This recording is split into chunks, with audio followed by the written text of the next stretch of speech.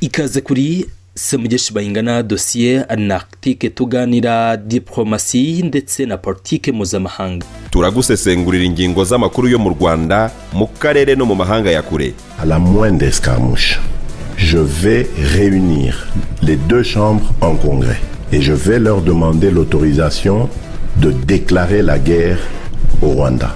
Твердо уверен, что наше дело правое. Мы вместе. Победа всегда была и всегда будет за нами.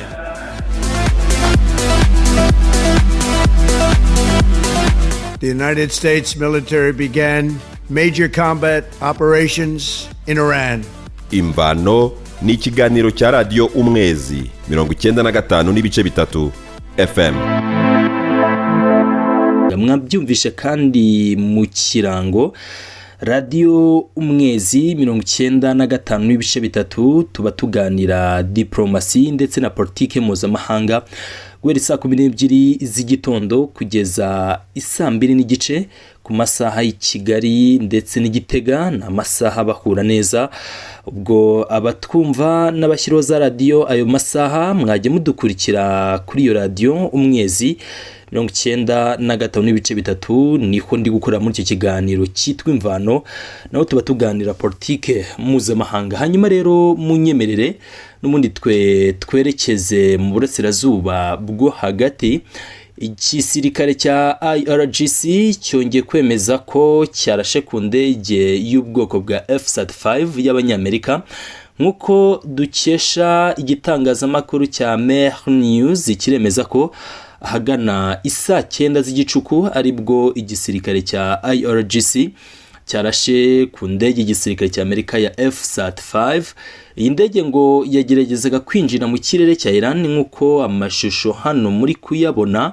Hanyuma izi ndege rero ziri mu bwoko bwa stealth akanini bikunze kuvuga ko ari indege nyine ngo zitagaragara kuri radar, ariko kandi hakibazwa ubushobozi bw'ibikoresho by'abanya-Iran kuko habe izi drone bivuga ko nazo ziri stealth, ndetse n'izi ndege zabo za F-35 zikomeje gutahurwa ndetse no kuraswaho na drone na missile z'abanya-Iran. Ubwo ndavuga izi ndege za F-35 ndetse n'izi drone zabo z'intambara. Igisirikare cya Iran kandi gikomeje kwihanangiriza bikomeye Leta Zunze Ubumwe za Amerika ndetse n'abafatanya bikorwa babo, turaza kubigarukaho. Ubu ni ubutumwa nanone Perezida wa Leta Zunze Ubumwe za Amerika Donald J. Trump yongeye gushyira hanze.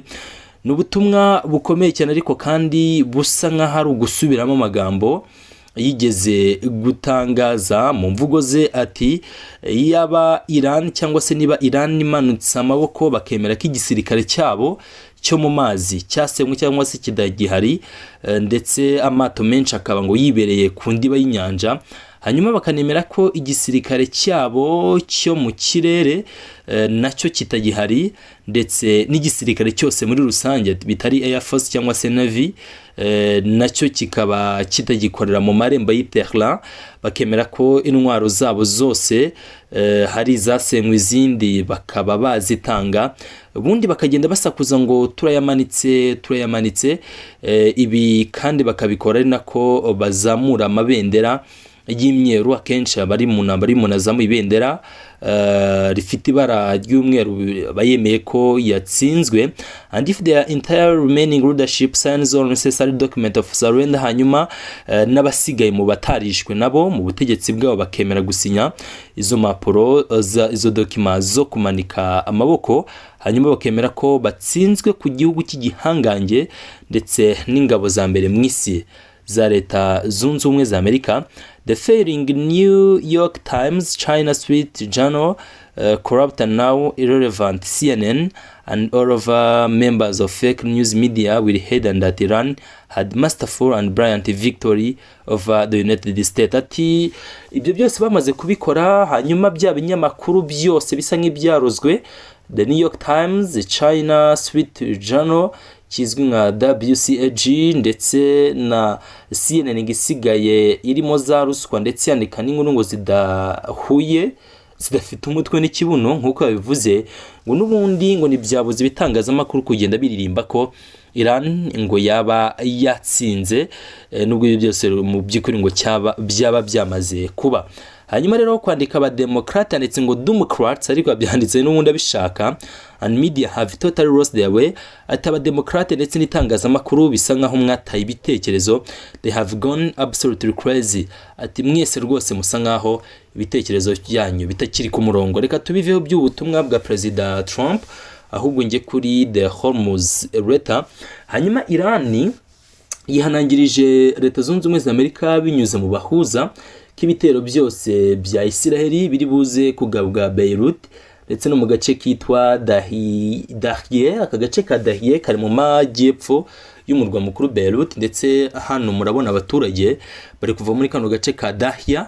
Aka karere ka Dahia rwose abaturage benshi bari kuhahunga nyuma y'uko igisirikare cya Isiraheli giteguje ko kigiye gutangira kwagaba ibitero. Byemejwe na Minisitiri w'Intebe Bwana Benjamin Netanyahu wavuze ko agiye gutangira kugaba ibitero muri kara gace, ni nyuma y'uko ngo drone z'abanya Hezbollah ngo zimurembeje cyane, ndetse ngakaba nta kindi gisubizo afite uretse nyine gutangira kugaba ibitero kandi biremereye cyane muri Beirut.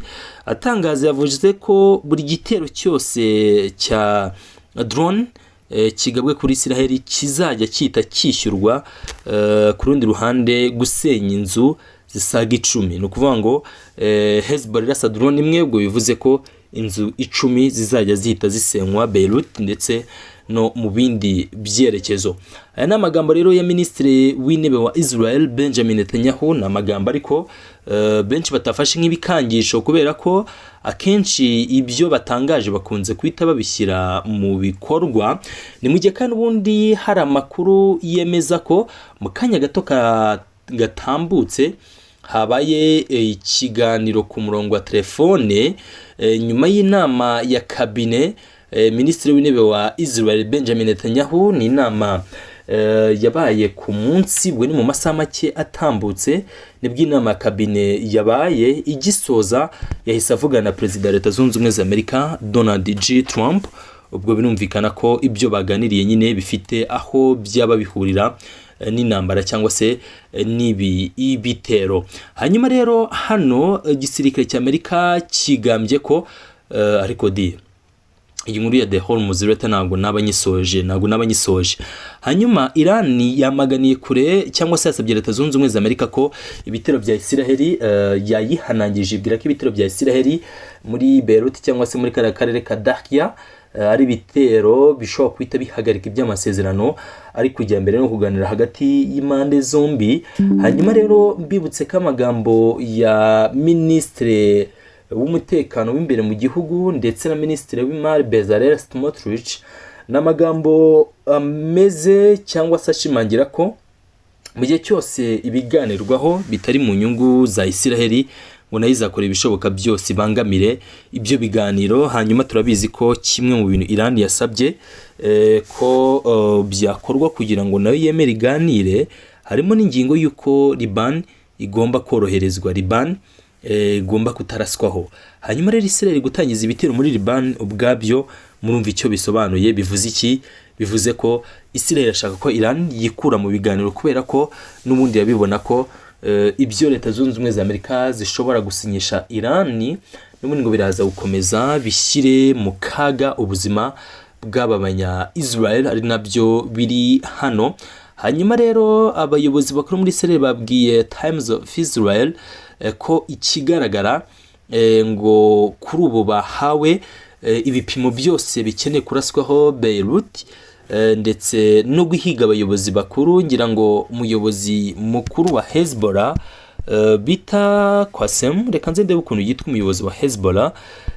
Uyu muyobozi rwose ngo arimo arahigwa bikomeye cyane kuko hari n'ibitero byagabwe ku munsi w'ejo no banjirije ejo hatambutse, ubwo binagana muri weekend. Bamwita Naim Qasem.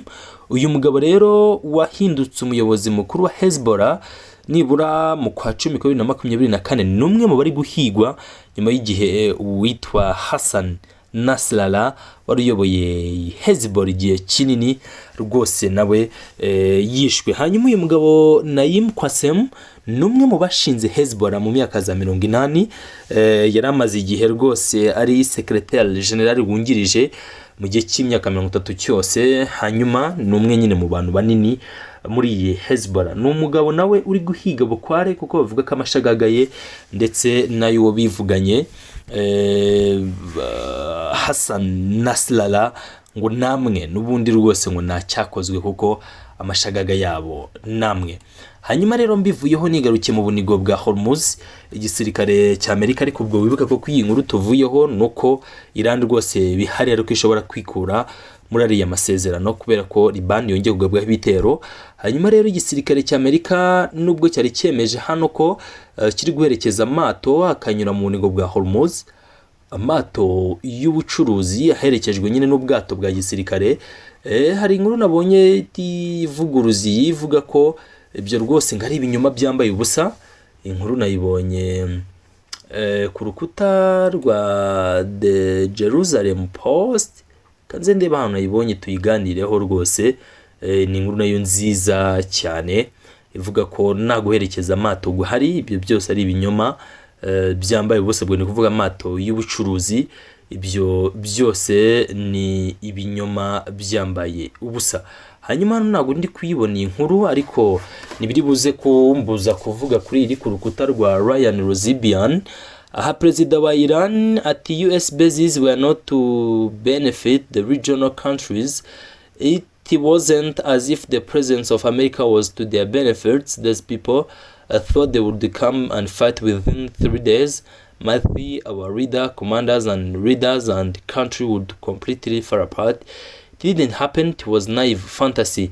The countries that hosted those bases took damage to Pezeshkian is telling them directly they paid the price of decision. Ati hano bihugu byinshi byo mu Barabu byemeye guha Amerika ibirere bahagurukiza indege zabo n'ibindi bikorwa byose bya gisirikare. Ati barabizi ikiguzi bishyuye no kongera kubabwira ngo ubufasha bwose bushobora guhabwa Leta Zunze Ubumwe za Amerika buraza kwishyurwa ikiguzi cy'amaraso kandi menshi. Murabibuze kuhagwa muri benshi. Nibwo butumwa bwa Perezida Masoud Pezeshkian, umwe mu bagabo rwose navuga ko ba diplomate bo ku rwego rwo hejuru hariya mu gihugu cya Iran. Hanyuma rero iyi nkuru nayo tuyivugaho, ariko ndi kugenda inkuru nsa nkaho nzicamo ibice kuko nk'iyi nkuru ni inkuru nini ibigiye no guherekeza amato mu bunigo bwa Hormuz. Murabizi ko bwahagaritswe ndetse no bwato bw'abanyaturke ngo bwari bwikora tugunguru miliyoni 2 bajya kutugemura handi hatandukanye. Ariko hano icyo nabonye nuko abayeho guhakana ko ni inkuru ndimo ndashaka nayibuza, ariko abayeho guhakana ko nta bwato bwa Amerika mu by'ukuri buri guherekeza amato yose y'ubucuruzi yacara mu bunigo bwa Hormuz, na cyane ko n'ubunigo bugifunze nyine na yaratambuka kwaca cyangwa se na yarahaca ngo yemererwe no kubikora. Ariko mu gihe byabibaye nakabuza ngo Amerika yaza kubikora, nubwo nyine hari amakuru yivuguruza zavuga byinshi kuri izo ngingo kubyerekeye kuba bari guherekeza igisirikare cy'abamato y'ubucuruzi aca hariya mu bunigo bwa Hormuz cyangwa se ibindi bikorwa byose birebana n'igisirikare. Munyeme rero nago nasoze n'abashimiye mbabwira ko amakuru n'ibiganiro byacu abari akagaruka. Hanyuma kandi mwibuke rwose ya masaha duhurire kuri radio Umwezi 95 n'ibice 3 tuba tuganira diplomasi na politike mpuzamahanga.